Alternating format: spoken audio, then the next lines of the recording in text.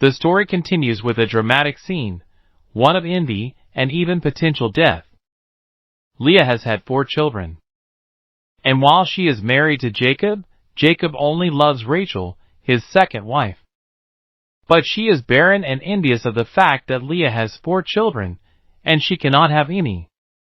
Nothing Jacob can do will change this, and perhaps she blames Jacob for this. Jacob meets Rachel's anger and envy with more anger, and questions her about his ability to control her ability, in this case, inability, to have children. He corrects her attitude as God is the one that controls children, not any other man.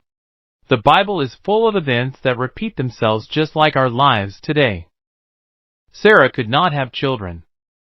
And while God promised children, it was not happening quick enough, and Sarah gave up hope and took things into her own hands.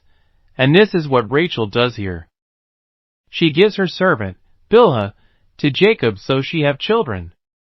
When I read stories like this, it reminds me that these were real human beings with real problems and emotions. And they did not always handle things rationally, just like us today. The Bible is not a fairy tale written by a number of men to please ordinary people, but a book full of stories about ordinary people to illustrate the importance of listening to God in a world that is extraordinary. And while Abraham, Isaac, and Jacob spoke to God and received dreams and messages from God, they came up short. God still loved and protected them just like He does with each of us. Like Sarah, Rachel is not willing to wait on God, but unlike Sarah, Rachel is barren. And things would appear to be bleaker, but her plan to have children is a bit extreme. Jacob does listen to Rachel and lays with Bilhah even though he knows this was the wrong thing to do, and only makes things more dramatic and dysfunctional. Bilhah does conceive a child and bears a son, Dan. Rachel considered the child a gift from God. Rachel is faithful and praises God for the child, and is adamant that God has vindicated her with the child. The next verse fast forwards nearly a year when another son comes to Bilhah and named Naphtali. Unfortunately, the scriptures give us the idea that Rachel viewed having children and keeping Jacob happy as a competition with Leah, as she says she has overcome despite the fact that Leah had 4 children, but Rachel only had 2 to this point. Leah was also a competitive person, and when she noticed she could not have children, she gave Jacob her servant, Zilpah, to produce more children. Honestly, the last few chapters read like a daytime soap opera, and I feel worse for Jacob. Maybe he brought it on himself with what he did to Esau. But in all honesty, this illustrates just how off the road we can go when we take measures into our own hands. We come up with ideas like this. And while I have never done anything to this degree, I have had to carry the weight of my mistakes after taking things into my own hands. Zilpah has a child, and the name given, Gad. In Hebrew, Gad translates to fortune or luck. And with Jacob's 7th son, the first from Zilpah, we see the tone changing a bit, at least from Leah, as she named the first 3 with hope involved, then praise, but now she has moved on to good luck or fortune. A second child from Zilpah comes, naming him Asher, meaning happiness. Leah has become very happy in her pursuit of having children, and it seems she wants to outstage her sister, Rachel. Sibling rivalry for sure, so this must have been before brotherly love. Maybe because the 2 were sisters. We have fast-forwarded some years now, and Reuben helping with the wheat crop when he discovered a plant known as mandrakes, and they may have been used as aphrodisiacs for infertile women. Research reveals the roots were believed to have the ability to do magic, including cure diseases, enhance fertility, and provide protection against evil spirits. Rachel requests some of the plants, but Leah grows angry at this request And it's evident that Leah still has a competitive drive about her. Maybe it has to do with Jacob truly loving Rachel, and not her, or the fact Rachel had children first, not sure. But Leah was not happy with Rachel, and despised her, it seems. But from the statement by Leah towards Rachel, "Take it away, my husband," indicated that Leah was alone.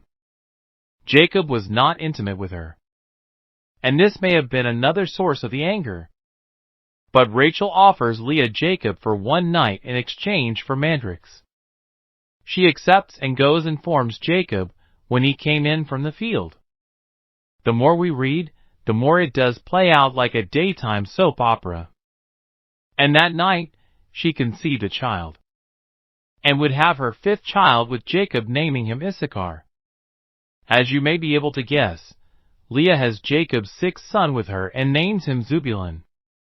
She explains, "God hath endued me with a good dowry, now will my husband dwell with me, because I have borne him 6 sons. Next comes a daughter, Dinah. So far, there have been 10 sons and a daughter for Jacob." Rachel must still be praying because God heard her and opened up her womb. And this illustrates that it is only God that gives children, God alone. Rachel would have a son for Jacob, his 11th, naming him Joseph. She responded, "The Lord shall add to me another son." After Joseph was born, Jacob asks for Laban to dismiss him and allow him back to his country. Why does the birth of Joseph show Jacob it's time for him to leave? While it's only speculation, he finally has a natural-born son from his true love, Rachel. And while he has 11 children, this one was from Rachel without any servant or wife. Jacob feels his time has come to an end, but it's not clear if the agreement has concluded. But he asks Laban to send him away and to give him his wife and children. Laban does not respond with a yes or no, but asks Jacob to stay because he realizes that God is blessing him with Jacob. Laban does not refuse to release Jacob, but he does ask Jacob to name his price. Jacob knows very well how deceitful Laban can be, so he is careful with him. But he holds his ground. He lets Laban know that he has done well by him, and has been blessed by God because of him. Jacob does not want to stay. He does not want to do anything more for Laban. But he tells Laban if he does this for him, he will tend to his flock again. Jacob asks for a small amount of the flock, including, according to Jacob, every speckled and spotted sheep and every black lamb, and the spotted and speckled among the goats. Most of such flock are white, so Laban probably believes that Jacob's part will be small, so he is eager and agrees. Laban tries anything he can to get an advantage, so he removes all of the mixed color animals and black sheep from the existing herds and gives those to his sons. He's trying to ensure that Jacob gets no wage or flock, as there is a 3-day journey of solid white sheep and solid black goats.